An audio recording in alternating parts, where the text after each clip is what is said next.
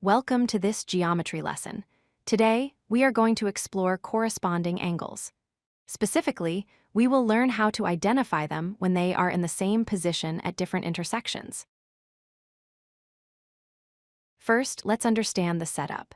To have corresponding angles, you need 3 lines. 2 of these lines are often parallel, like line A and line B shown here. The third line is called a transversal, and it cuts across the other 2 lines. When the transversal crosses the 2 lines, it creates 2 separate intersections. Think of these as 2 distinct neighborhoods, one upstairs at the top and one downstairs at the bottom.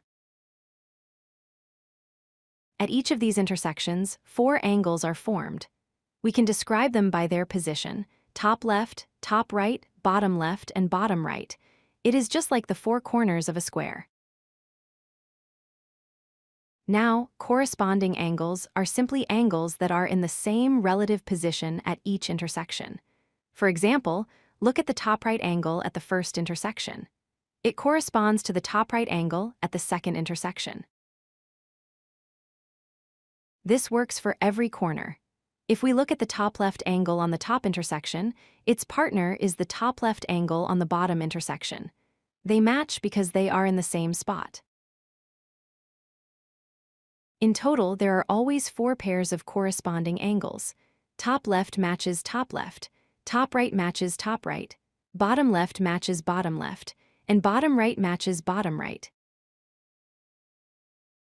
A great visual trick to find them is to look for the letter F trace the parallel lines and the transversal. The corresponding angles often sit inside the corners of the F shape.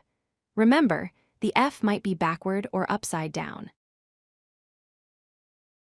Here is the most important property. If the 2 lines cut by the transversal are parallel, then the corresponding angles are equal. This means if angle A is 60 degrees, angle B will also be 60 degrees. Let's summarize. Corresponding angles are created by a transversal. They sit in the same position at each intersection. They often form an F shape.